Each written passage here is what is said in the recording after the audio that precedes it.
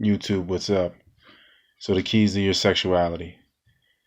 Everybody wants that false alleviation of responsibility.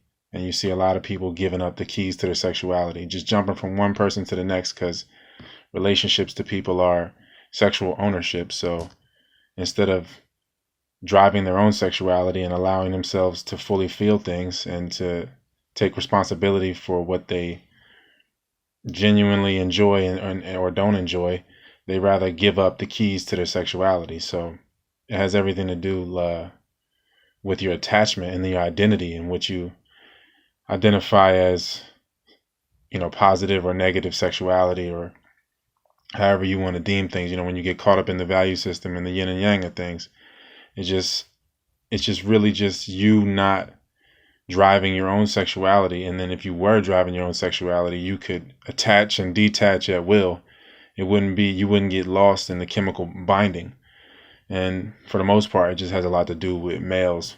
They like to be spiritually decapitated, so they seek to ejaculate. So when you spill the seed, this just starts from pride. You feel like you have this delusion of control that you can create at will, which is just fragmenting, what people call having kids. So people feel like that, they have their pride through kids that way. So they stay in the 3D, ultimately recycling until they learn that lesson of pride, or they just want to have temporary pleasure or illusion of pleasure, because what follows an ejaculation is terrible thoughts, low energy. It's never good. It's like poking a hole in your energy body. So it's spiritual decapitation. And then the women that receive that lust energy is corrosive, so it eats away at them. So that is the main reason why people give up their keys, because the sexual ownership, because it has a lot to do with the blood sacrifice that comes with ejaculation.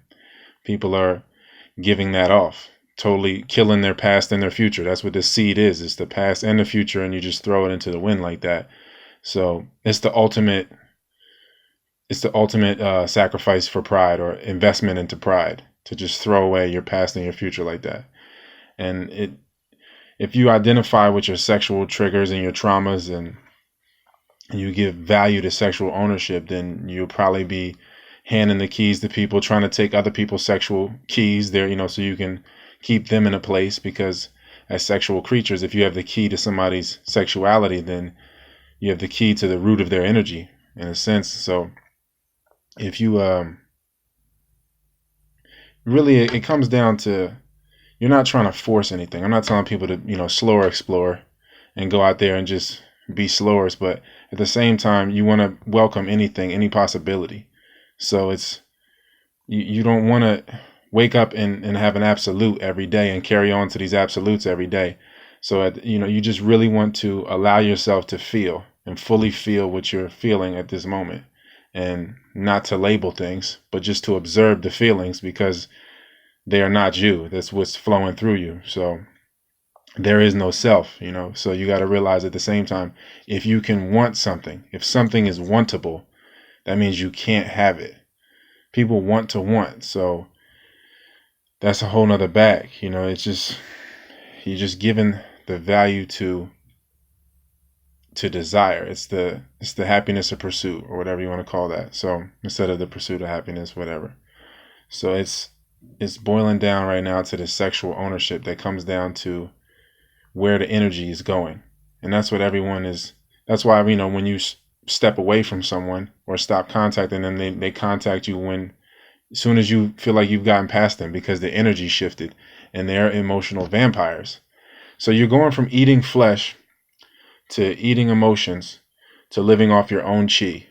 That's pretty much the gradual process to what people call breatharianism, or to full alchemy mode. So the only way to really get to the level of realizing is to totally accept the shadow, accept the demon. So the shadow is going to let you know what not to do. So when you know your shadow or your demon, what people call the subconscious or the body, when you know that, then you can identify another people, and you just know what not to do, and you just know what's what. So that's what that's there for. what people are calling evil or temptation. Like, that is there to let you know what not to do. That's why it's such a great gift. It's the only guidance you really have. So you have to let go of what isn't you, because you have no self. To live selfless is the ticket.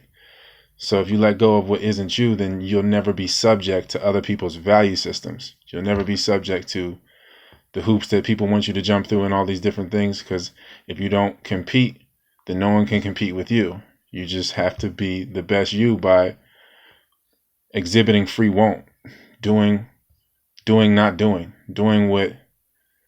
accepting what you shouldn't do, realizing what you shouldn't do, and realizing what is what and what isn't what, however you want to look at that. So, because it's the paradox of people being medicine. People show you your sickness by showing you their sickness. So when you observe their sickness, they're really showing you yours. So in that sense, people are medicine by showing you their sickness.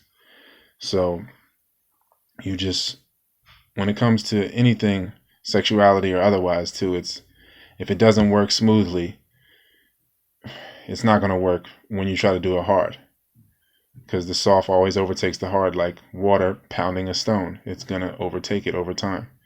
So I had to run through those one-liners because I don't know how much space I have on my phone. So back to the keys to your sexuality.